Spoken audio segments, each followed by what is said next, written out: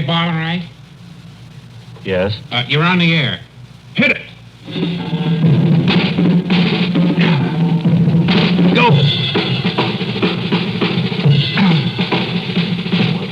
Go! How do you like it? Wilbur, is this what you picked out for a theme after we asked you to go through the library? That's right, Bob. Well, I don't think that's exactly what we want. It's an attention getter. Well, in a way, that's but... all I thought. It's not too musical. It's not a thing you hum. But when you Well, hear that, you know it's Bob and Ray broadcasting I know, but what at if you were just drifting off into a nap or something? That Well, came of course, I wasn't concerned with that kind of a theme. No, but we very often are, Yeah. with starting. Well, then, is it correct for me to assume you don't want that again? I don't think that would be the thing. Do you, Ray? No, I don't, really. No. Okay. Well, thanks just the same. Thanks to you, Wilbur Conley, young squirt who works for us. Now let's get on to today's show.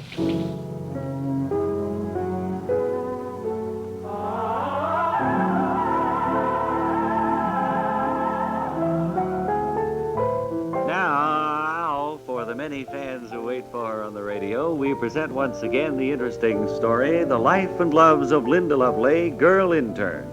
Written for radio by Ole Olehi.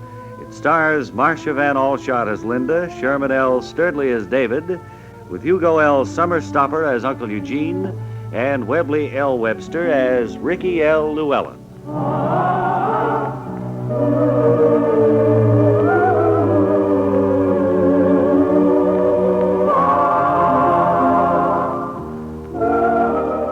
Yesterday, Ricky and Uncle Eugene managed to escape from Fielding's hideout as the place was on fire, taking with them the money that Fielding had hidden in the wall.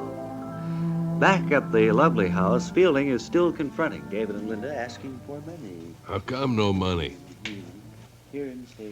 How come no money, Dave? But I don't have any money, Fielding. I've told you that before. What do you mean you don't have no money? How Oh, can I you live in haven't a been- joint like this without money? Well, it's just that I haven't been working for the past several years, and I was thinking of getting a job real soon. All right, then let's skip around to the subject of peanut butter sandwiches. I know the uncle makes a lot of them. Yes, he makes several hundred a day. Where are they kept? Most of them are in the attic, some are in the wall safe here in the library.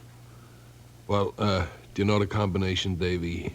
I think Linda remembers it. I never seem to be able to. Linda, do you know the combination of our wall safe in the library? Yes, I think I do. Well, Fielding seems to be interested in the peanut butter... Wait, who's that coming up the walk? Why, it's Uncle Eugene and Ricky Llewellyn. Oh, wait just a minute, Fielding, if you will. Hi, Dave. Oh. Well, Ricky and Uncle Eugene, come in. We've been worried about you. Oh. Hey, got... Oh. You... Sure good to see you two guys. You remember Fielding and Eddie, his cohort. What's that you got, Uncle, under your arm there? Oh, nothing, Fielding.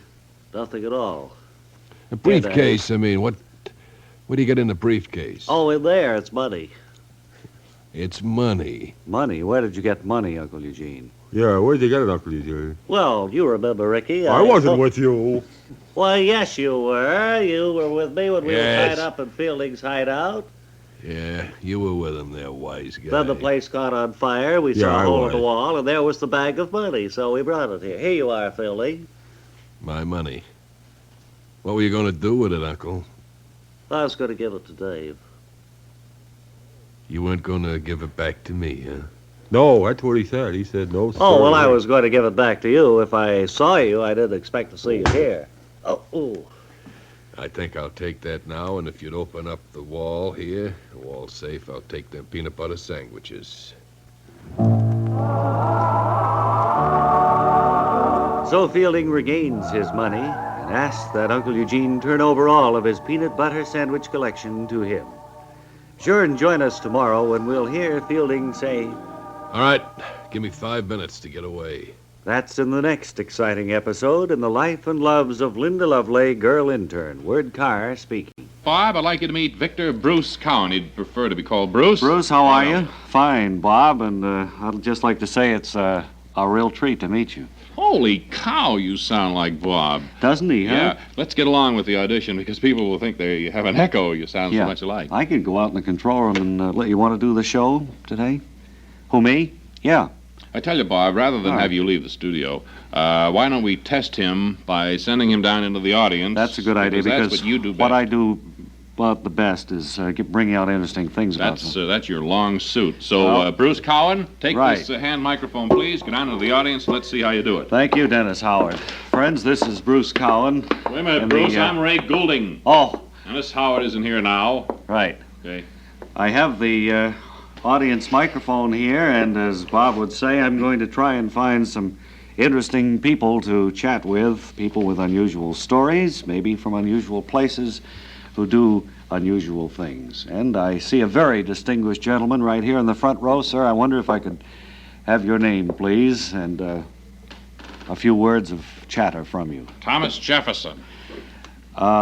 That's a coincidence because we had a great American by that name at one time. I like to think that you still have a great American by that name in me. Well, I'm not referring to I your... didn't write any constitution, or I didn't found any university, nor did I do any designing or anything like that.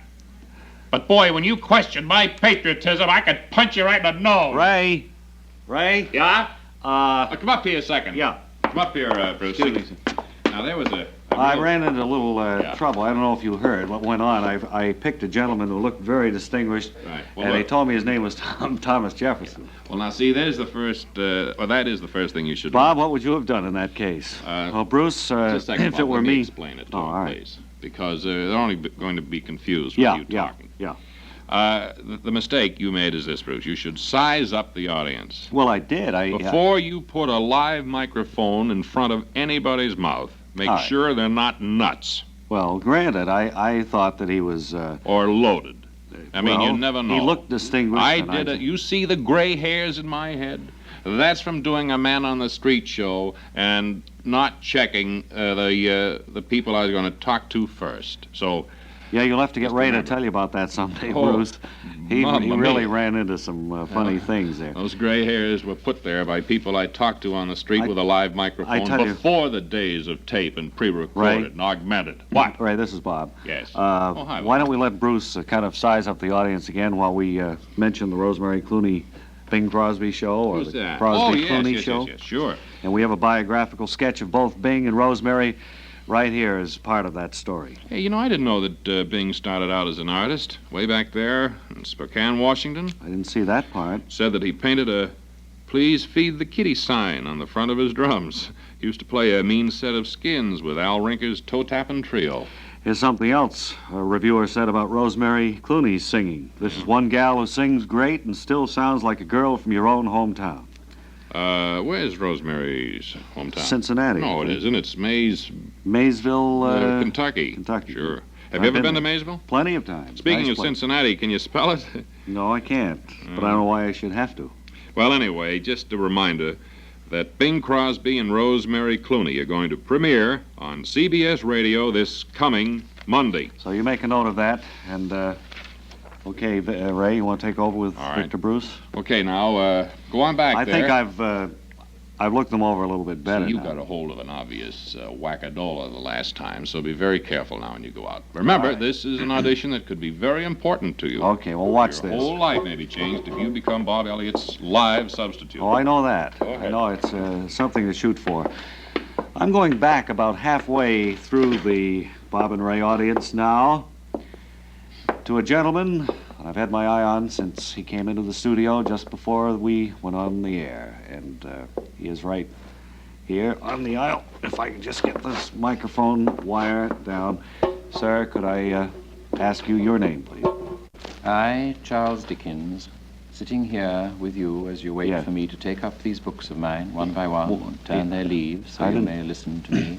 I didn't see the I'm books. conscious of a strange feeling, Yes. for it was in just such a little room as this Well, that I first took up my pen to write these books. Well, we wanted to Within find... my mind's eye, all of you, as you would one day be sitting there Yeah. reading them.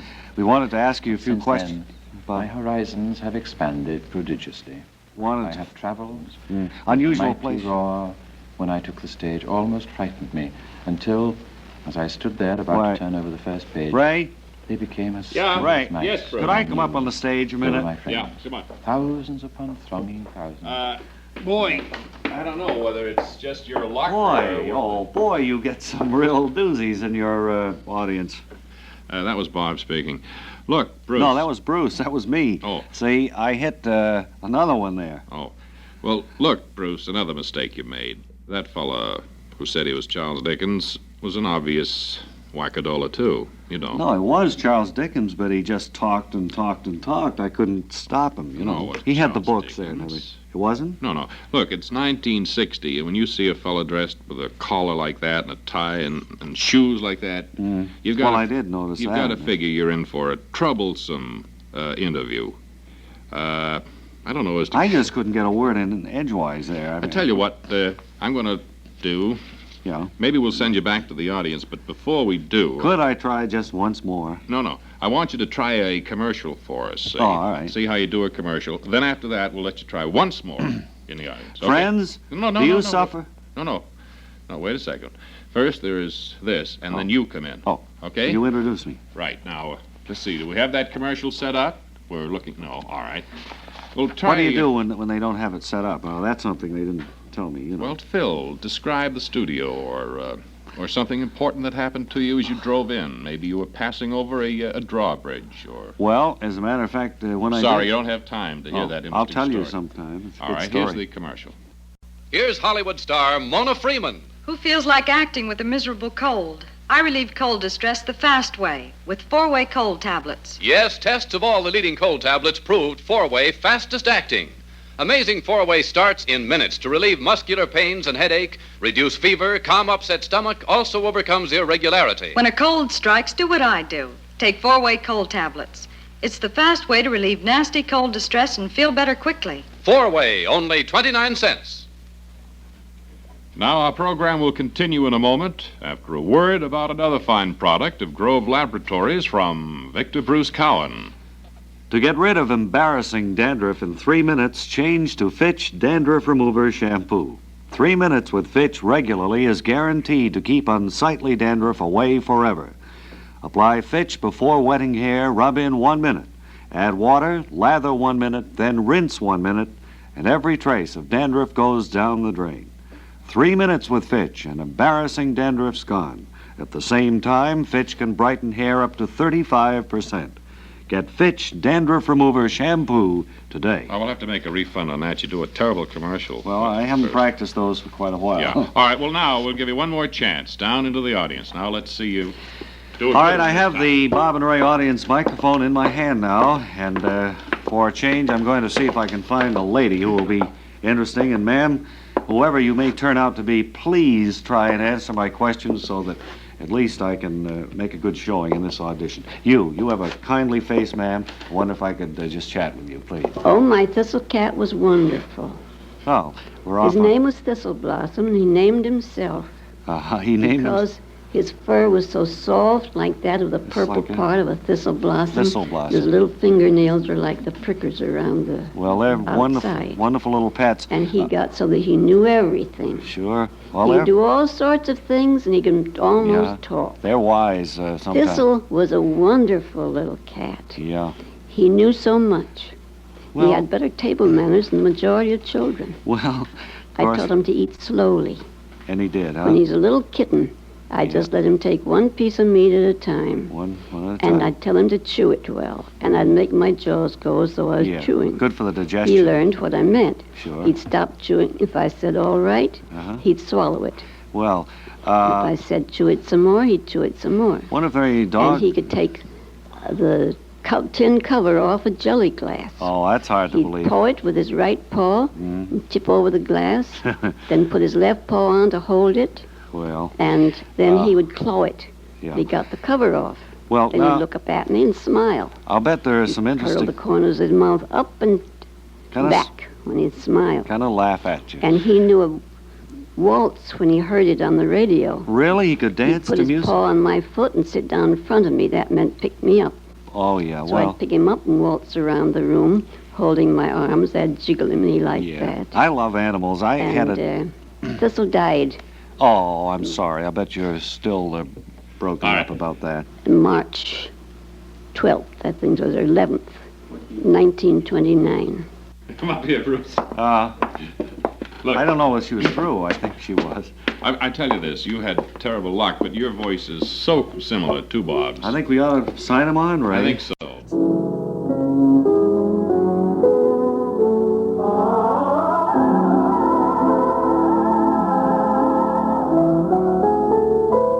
Now, for the many fans who wait for her on the radio, we present once again the interesting story, Mary Backstage, Noble Wife.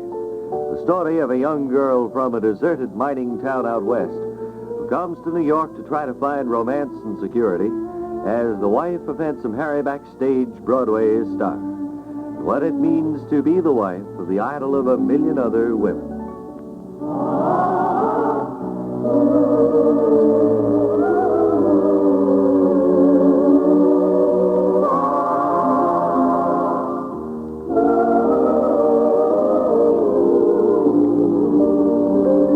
Fielding and Eddie have taken over Skunk Haven's radio station.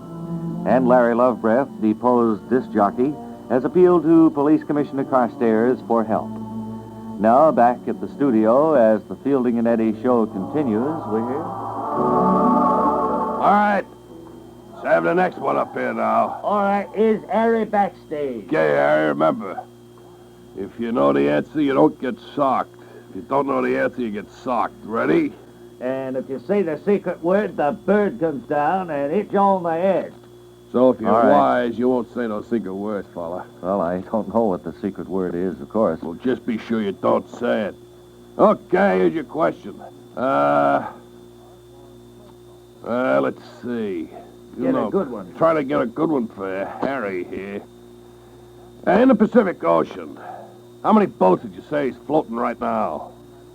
Oh, probably 25 or 30. What? That's pretty wrong. Yeah, that ain't right.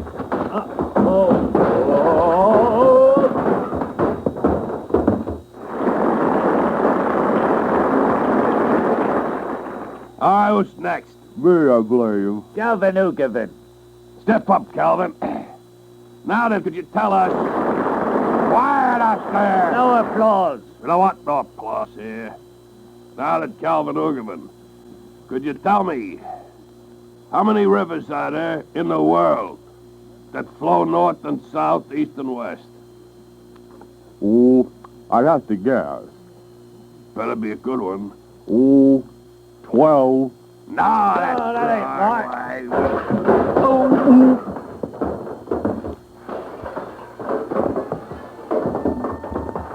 Hey, Fielding. What? Wait a minute, ladies and gentlemen. Fielding, you hear something? Yeah, that's the sound I don't like, Eddie. Sounds like the cops. All right. It's Well, one moment. Commissioner Carstairs. Well, one moment. You're all under arrest there. You're all under arrest What do you mean? What for? for hijacking a radio station. That's a felony. All right, come on, everybody now, out into the patrol. All right, wagon. folks. We're a little late, so good night.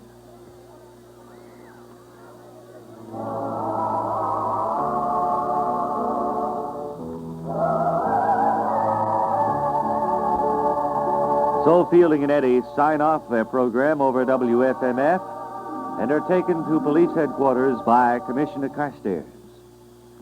Will this mean the end of trouble for Mary and Harry? And what of Akbar and Captain Wolf Larson?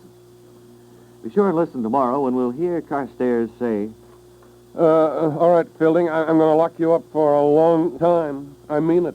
that's tomorrow in the next exciting episode of Mary Backstage, Noble Wife, Word Car speaking. Well, time for another announcer tryout here. What is your name? Ballou. Ballou? Is that Wally Ballou, you know me. Oh, sure. Radio's Wally Ballou. Yes. Well, are you here to audition for I this? thought I would. Been out on remotes for quite some time. I think it's time I did something here. Well, you've I never made some money out You've of it. never worked much from a script, so why don't you go ahead, Wally, and see if you make the grade. Warm as a smile, light as a whisper, that's Princeton Knitting Mills Mutation. The coat fabric created in the illusion of nature's most precious fur. Thanks to the fiber, Union Carbide's Dynel, Princeton's Mutation gives all the warmth without the weight you'd expect. Approved by the U.S. Testing Laboratory, Pick it up a little. this fabulous fabric is easy to care for as well. Simply have Princeton's mutation cleaned by the nearest Fur Frost commercial cleaner. Look for the Fur Frost symbol on the window of your nearest dry cleaner. Not bad, Wally. Now, around the corner and up your street comes your friendly philosopher, Charles the Poet, with stories and poems of inspiration, daydreams come true. Charles, it's a very great pleasure to see you back after your stay in the hospital. I was sick as a dog. It's been many months now since Charles has wandered around the corner and into this particular alley and settled himself down for another of his poetry get-togethers. I assume, Charles, that you have more inspiration for us today. I have a love poem that I'd like to recite now, if I may. Now that the apple blossoms are blooming again, my heart sings.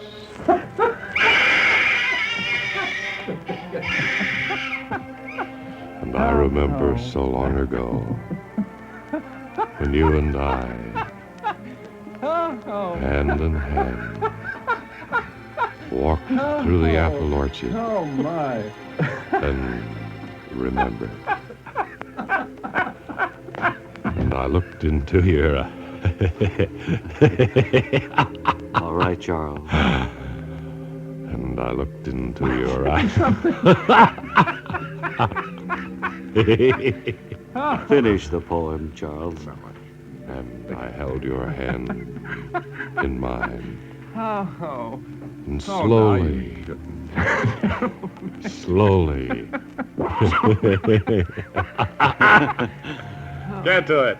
And so, Charles the Poet once again has dropped by your house with another inspirational poem, fresh out of the hospital. Next time, Charles will open his tattered, dusty poetry book to bring you more from days gone by. Until then, Charles says goodbye now.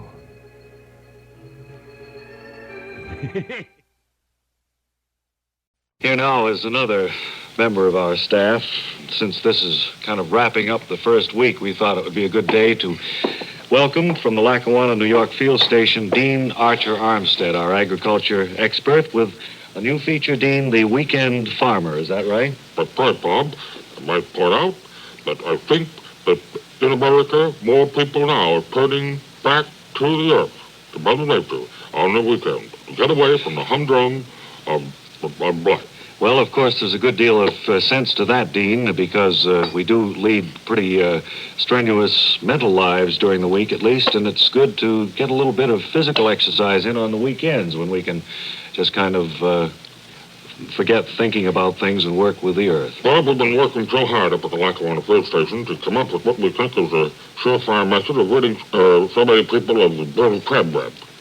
The Dean has just mentioned that at the field station, they're working on problems concerning crabgrass. I don't think it's necessary to keep the trembling upon it. I think the people understand perfectly well what I'm saying. What was that? I think people understand perfectly well what I'm saying. Perfectly well what you're saying, yes. And there's no need of translation. What? No need of translation. All right. Now, about the crabgrass and the weekend farmer, what are the first steps that he might take in ridding himself of this pest? Well, Bob, and you too are very sleeping. Bob? Don't wake him. He's sorry. I want to say this, that there are, of course, 2 or 3 methods of ridding your lawn of crabgrass. One is the more difficult method by which you would have to remove it by hand as it comes up in the ground. Remove it by hand as it grows out of the ground. Yes, that's one. And the other method is the chemical method. Chemical method? Chemical method, where you can put down a chemical early disturbed, later it's alive, and then later it won't repeat itself. Well, I see that our time is just about up for farm news this weekend. At least you've gotten your feet wet, Dean. And we'll look for you on the succeeding weekends when we hope you'll have more news for the weekend farmer. Until that time... So long, everybody. Green thumbs. Oh.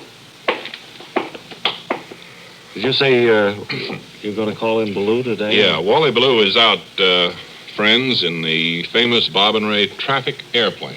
He's flying all over just to see what the traffic situation is. We don't know what part of America he's in right now, so come in, please, Wally Ballou. Wally Ballou from the Bob and Ray traffic plane. Survey of traffic for the upcoming weekend.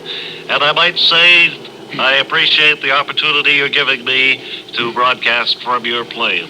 Wally, we don't know how often we'll be able to call you in. Watch it, George, Wally. will you please? Wally, did you just do a spin or something there? My pilot did. George. Yeah. Well, Wally, what is the traffic picture? What's that? I say, what is the traffic picture? Wait a minute, Ray, until I just kind of get my bearings here. Righto. I dropped my papers.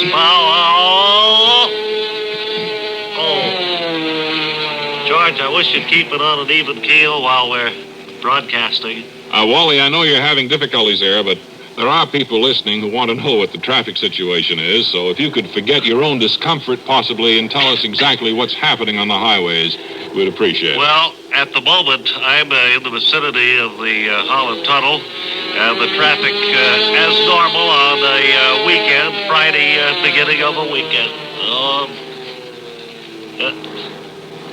It's rather heavy, Ray. Yes, I'm listening, Wally. Huh? Wally? Yes. Engineer, I think there's a breakdown here. I can't hear. George, don't do that again. I don't think I can hear the report from the airplane. Wally? Hello? Yes, I'm still here. Oh. I'm just talking to my pilot, George. Yes. He has a very funny sense of humor. Well, what can we look forward to in traffic? I mean, how far away or how far can you see from where you are? I can't see too far. It's fairly hazy. Where we are.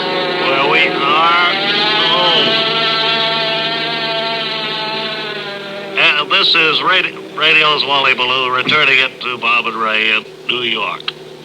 Wally Ballou in the famous Bob and Ray traffic plane flying somewhere over America this week in New York, I guess. Yeah, and I'll try to make a better Cut it, engineer, please. We don't want any more. Engineer, please.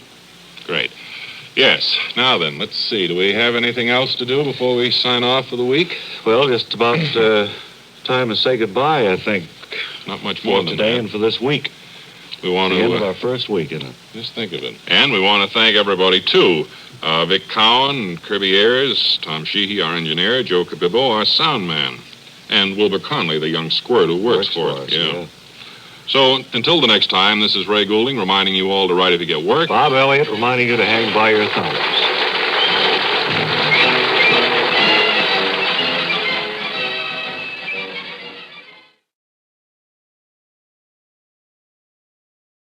This is WINS New York at 1010 on your dial, and here once again are Bob and Ray. Bob and Ray back, and certainly want to thank Ned Nutzel out in Marion, Ohio, for a nice letter that Ned wrote.